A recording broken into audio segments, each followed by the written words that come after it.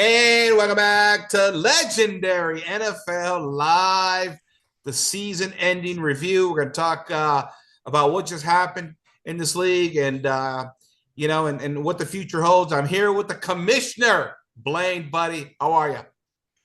Hey Frank, how's it going? Oh, good, man. Good, good, good. Well, Good. listen, great season over at Legendary. Once again, I want to thank you personally for running such a great league, top notch, first grade league. And, what you do is very special because, I used to run Legacy NFL and I tell people, these leagues are a lot of work. And not only do these commissioners don't get paid for this, that's number one, but number two, commissioners come out of their pocket to pay the league fee and then put in all the work, which is a lot of time and effort. You actually run two leagues, which is amazing to me. I know you get some help, but I think first shout out because Legendary would not exist if it wasn't for you, my friend.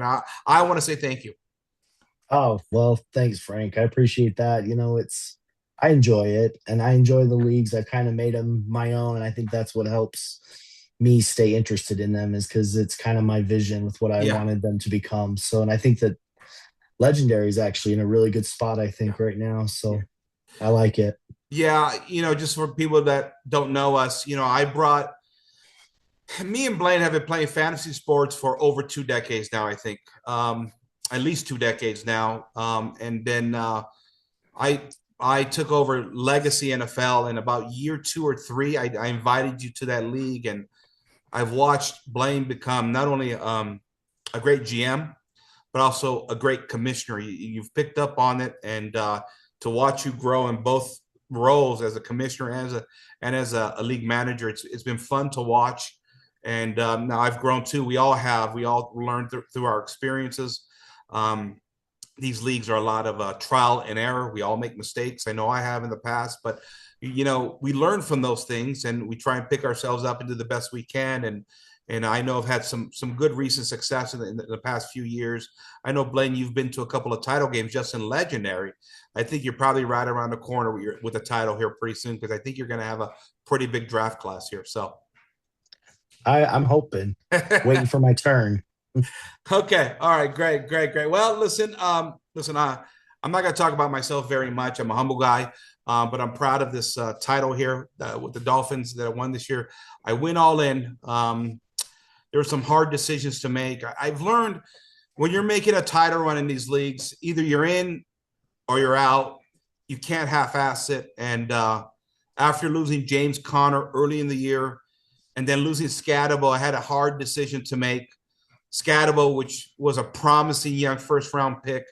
The fact that I had to trade him away was heartbreaking, but it was the right choice because with the assets that I acquired, I went out, got George Kittle, and now I got a few draft picks left over for the draft to continue to build this team.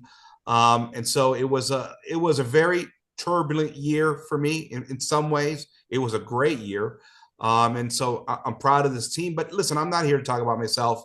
Again, it's just a great honor being in league with so many great general managers, smart general managers that know the game.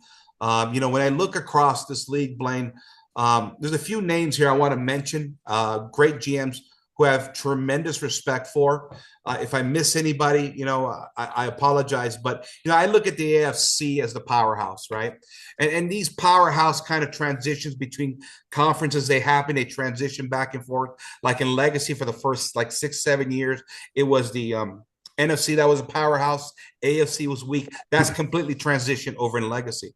Here we've had a situation where we've had now 7 years in Legendary. It's been the AFC that's been the powerhouse, and it's Mhm. tough getting through the NFC.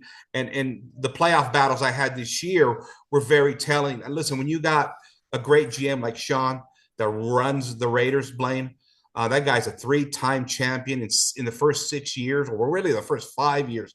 I've never seen anything like that. Three titles in 5 years. I mean, he's the cream of the crop over there. And Sean Yeah. really deserves, I think, the credit. You got anything to say, Blaine?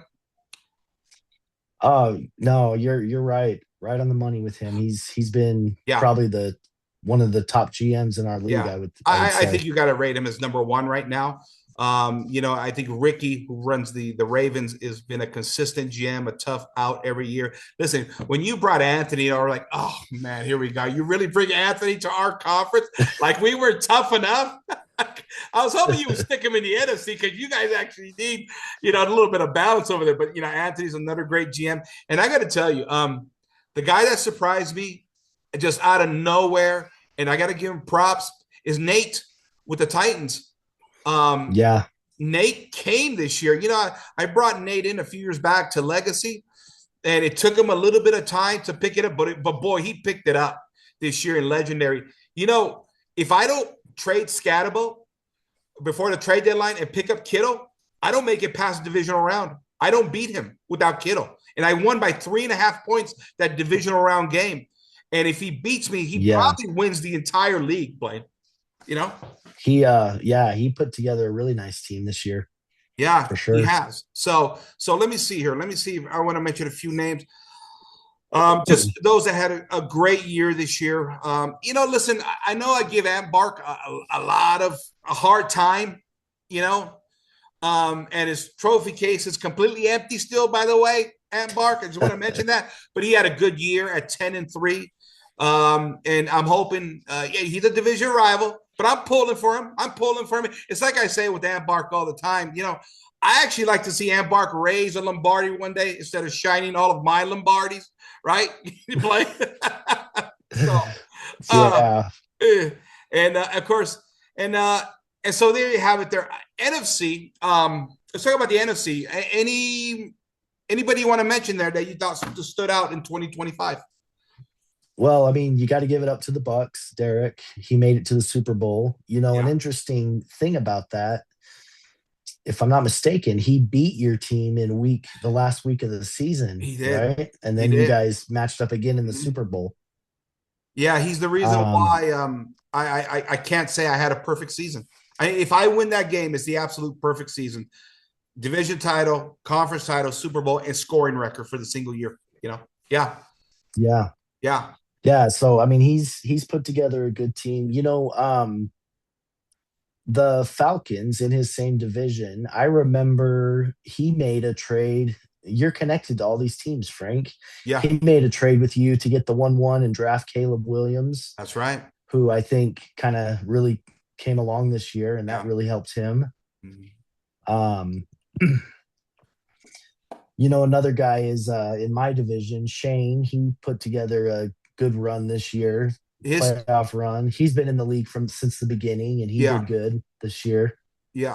It's interesting with Shane is because he had lots of holes on his team, but he had 3 or 4 pieces like Trey McBride and a couple of other guys that just absolutely exploded that carried him. And this is why I tell people all the time in these leagues, the kind of fantasy we play, I call it the Hunger Games version of it. You got to survive to the end, and Yeah, if you get a 2, 3 players that get hot in week 15, 16, 17, any team can win a title in these leagues if they get hot in the playoffs. All you got to do is get in.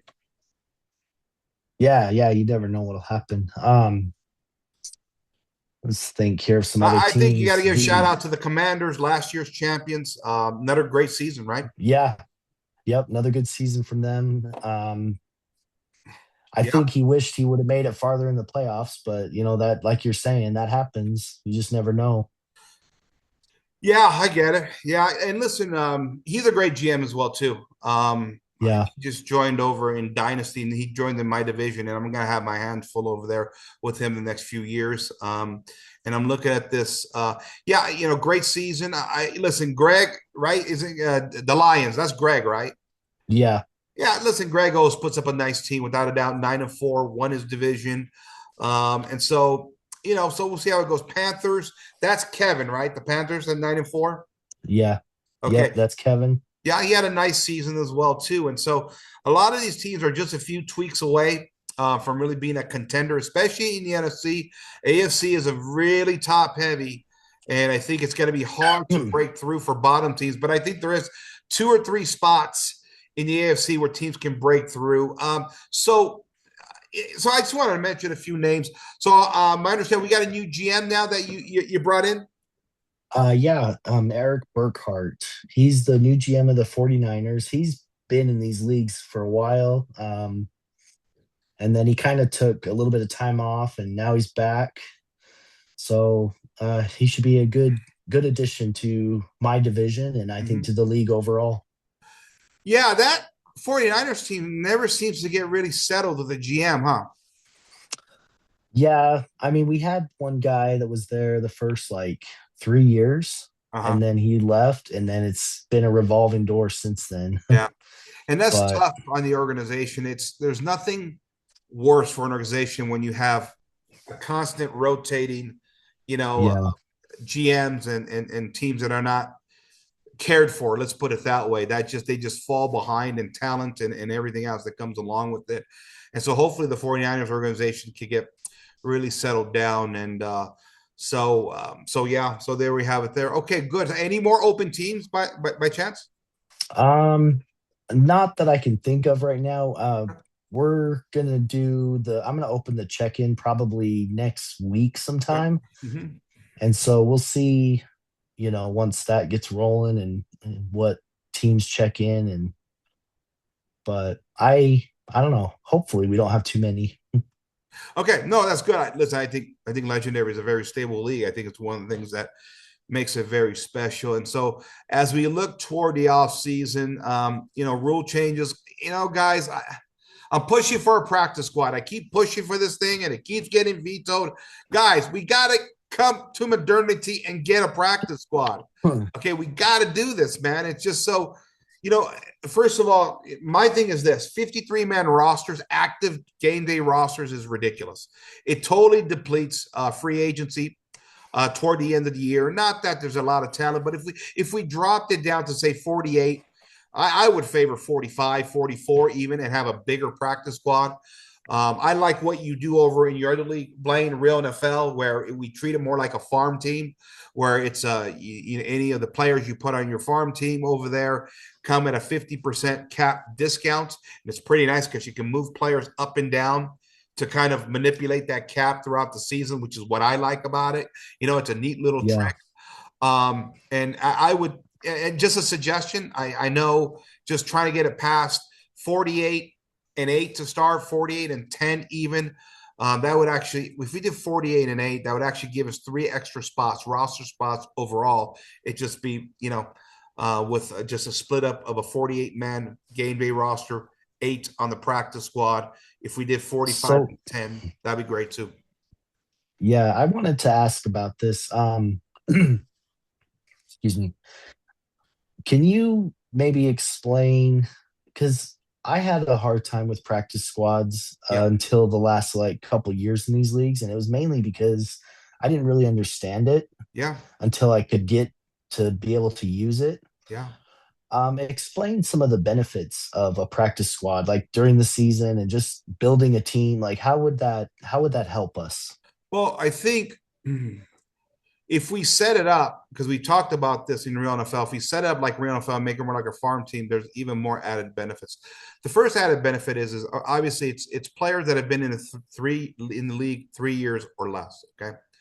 And so, when you're going into the draft and especially when you're making lots of late picks in the fourth and the fifth round, that talent can be a little bit, it can be rough. And a lot of these guys don't develop. One of the advantages, of course, is you can stick that player on the practice squad, get the again discount on salary.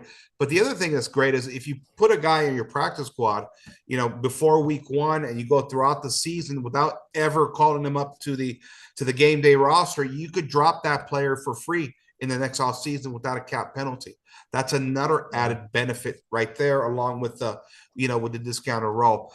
I simply like it because it one first of all, it allows a few more names. Like granted, not a lot, but a few more names to stay in free agency, right?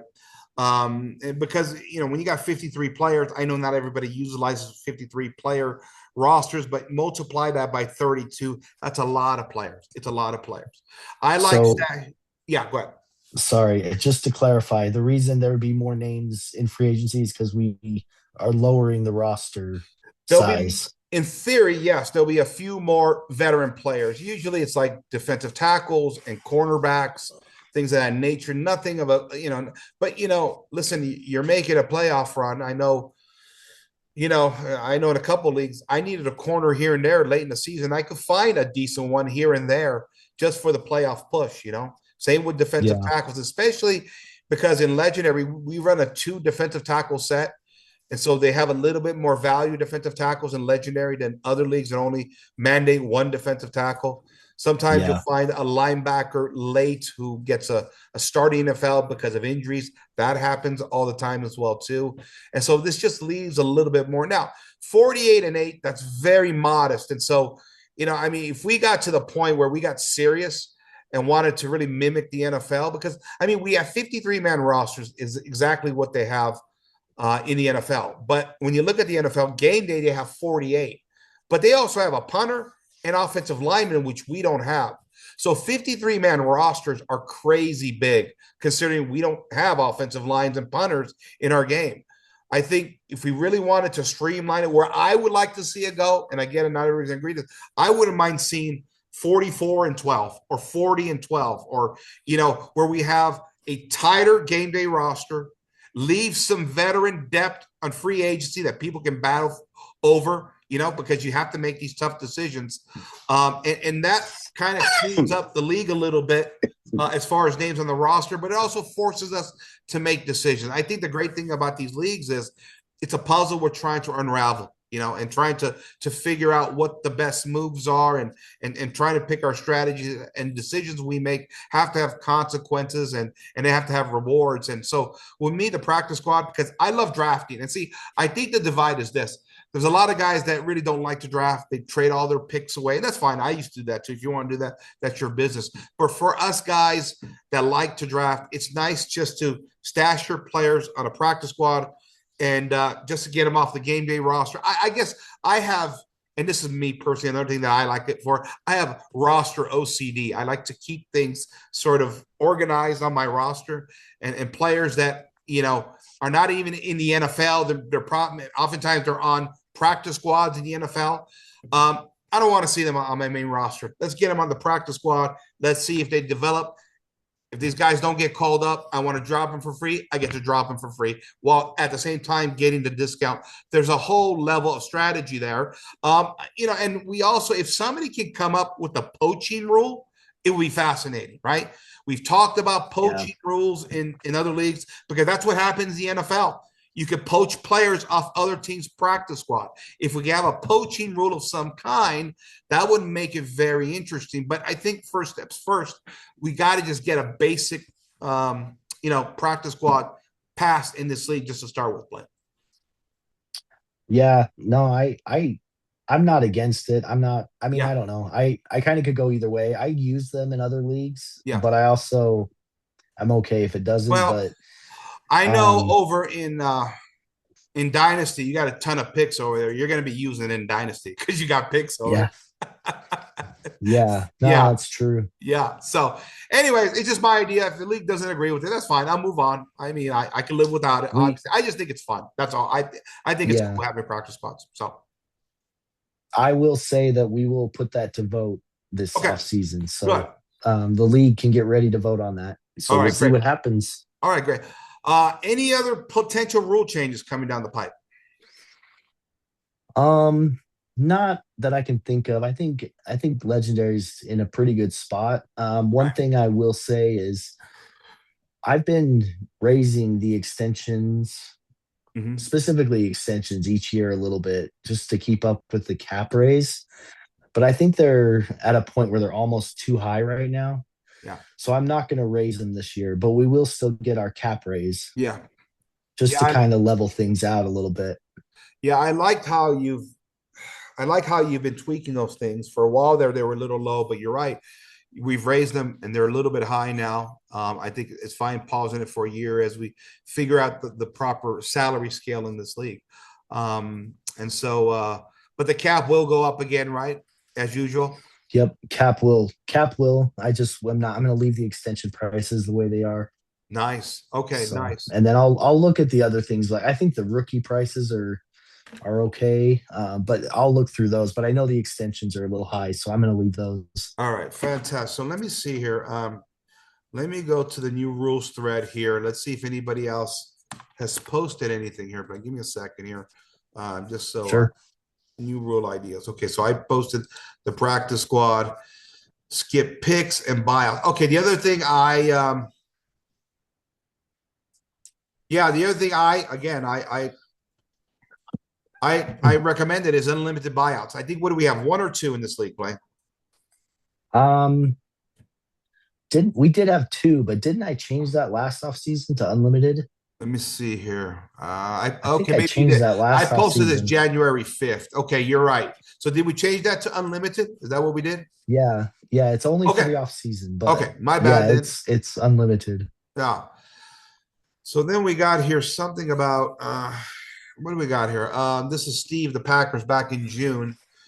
Most often teams draining clock are the same offenders, and when they forget about it and the clock times out, there's no punishment for missing their time under current rule or messaging player and immediately putting it in. And most often that owner has ample time to ask for trades or participate in chat when they could have picked. With cell phone, laptops, pre-draft options, all teams have zero excuse outside of unforeseen medical emergency to have their picks happen in their allotted time. So I put forth two ideas to hopefully eliminate poor behavior in regards to respecting league and keeping the draft progressing. First proposal, skip picks is lost, harsh, but it would immediately cure all issues. Second proposal, skip pick can only be replaced at the end of round. It doesn't completely forfeit pick value, trying to keep parity in the league, but does put a significant penalty on an offender and always likely deter folks milking clock just for the sake of it. Okay. That comes up every year in every Yeah. league, Yeah. And but listen, it is an issue. it is an issue. So we have to think about this for a second because it's an interesting Can idea. I, But yeah, can I say something out there real quick? yeah. One thing that we do in Legendary that helps a little bit is we have a shorter clock. It's only Yes. a 12-hour clock. Yeah. Yeah. Yeah. And the thing is, I don't mind doing something like that, but here's the thing: end of the round that benefits teams at the bottom of the round. So let's say you miss your pick at 32. You're on the clock again. You know what I mean? If I'm Yeah, that's understanding it true. right, if I'm understanding it right, but I get it. I do get it. I think I don't know. It is frustrating when people milk the clock, and there are people the purpose of milk the clock. But I think the other thing we have in this league, apart from the shorter clock, we do have the sniping rule, right? And so, what's the sniping rule at right now? Is it a 1 point or 2 point? You have to win Well, the. that's for Wait, free agency though, oh, not the wait a minute. draft. You know what? You're right. Holy cow. I've lost my marbles. You're right. That has no effect on that at all. Which, by the Yeah. way, I do want to talk about that anyway. That's probably why I brought it up. As far as the skip picks, I don't know. I'll have to think about it. I'll have to think about it. But I think having the shorter clock, I think that's pretty good as it is right there, Blaine. I think. Yeah, it's tough. I mean, just just like top of my head, I'm thinking just to totally lose the pick is tough. I feel like that's a little stiff. If you Yeah. did move it to the end of the round, you could do that, but like you said, I mean, if they have the last pick, then they're Yeah. just on the clock again. So do we move it to the if they have the last pick, do we move it to the end of the next round? Yeah. Yeah. Then it kind of gets complicated Yeah. And though. then what do you do when you have pick 30 and 31? The teams at the top of the draft are always more heavily punished than the teams at the bottom of the draft. So, Yeah, so I'm not that that's probably why this has never really been right. solved is because Right. there's not an easy way to do it and I think the it's too shorter clock is, complicated. yeah, I think the shorter clock is probably the best way to handle that. So, okay. All right. But I'll give it some thought. We all will. I respect everybody's ideas without a doubt. And then, Yeah. okay, let's get back to the points, the sniping rule there. Is it 1 point or 2 points that we have to win that sniping rule in Legendary? You remember? Um I I think think it's it's one. two. I think it's two, huh? Hold on here. Let me see if I can find. Sorry, I don't have the No, I rules know. in front of I'm me, putting but you on the spot. That's my bad. I didn't even, when me and Blaine do these podcasts, we're just loosey goosey. We're not really, um, and we're not really prepared. We just kind of like to talk. And let me see if I can find it real quick. I'm just kind of skimming through here, and so I don't know if I'm going to find it because I'm kind of in a hurry here to It's find. right by the free agency section. If you find free agency, like free agent bidding and all that, Okay, with the here we go. bidding points. All right. Uh, all right, yeah. So one, identify a snipe bid, bid at least 2 points or more the previous. Okay, 2 points. I think it's good. 2 points. Uh, Let me ask. I mean, do yeah. you feel like there's a sniping issue in this league? No, no, no. I don't. I don't. I mean, the rule is there, and that's fine. People could abide by it. Um, um, Hmm. you Sorry know, about my cough. I'm just getting over a cold, oh, that's by the fine. way. My issue with the way we do free agencies in these leagues has always been that blockades can be created to block out certain people. And you say, well, that's all fair and love and war and all that stuff. I get that too. But I think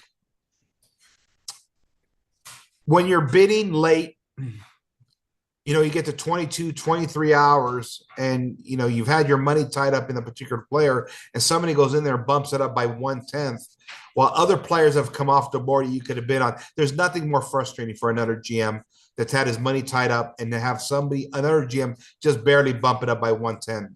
By 110. Yeah. I remember over in Dynasty, one of the old GMs over there, he's not there anymore. His thing was he would go to the very bottom of the page with all the clock to the 22 and 23 hour mark, right? And he would determine market value, saying, okay, you know what?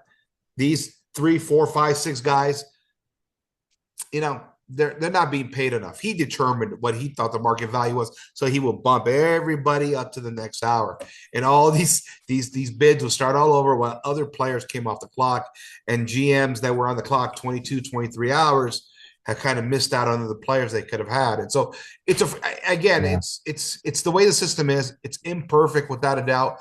I think that's why I like the sniping rule. It kind of helps. It kind of helps. And so, 2 points is a Yeah. decent amount, though. I will say that it's a lot better than 1/10. Yeah, for sure. Hey, and we got to give Anthony credit for coming up with that rule. He did. I listen. Yeah, he did.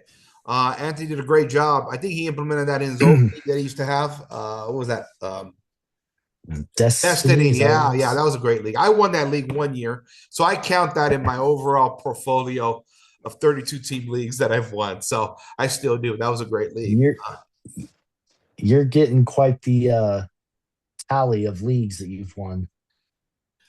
Yeah, yeah. I've won 3 titles in the past 2 years now. I do 5 leagues right now, and so I won 2 titles this year. I won obviously legendary, and I won all pro. Um, and what's crazy about it is that I won dynasty last year, legendary this year, all pro this year. All 3 of those I did rebuilds within the last 2 years, and I won a title within It's 2 years on crazy. both of those, right? And so I did a rebuild, and so I rebuild them pretty fast. And so the other 2 leagues I'm in, Legacy and Real NFL, I'm doing rebuilds in those. And so I've won a title in all of my leagues with the exception of Real NFL. But of course, Real NFL has only been in existence 3 years. I'm planning on making a deep run there, obviously. But yeah, I've had some success.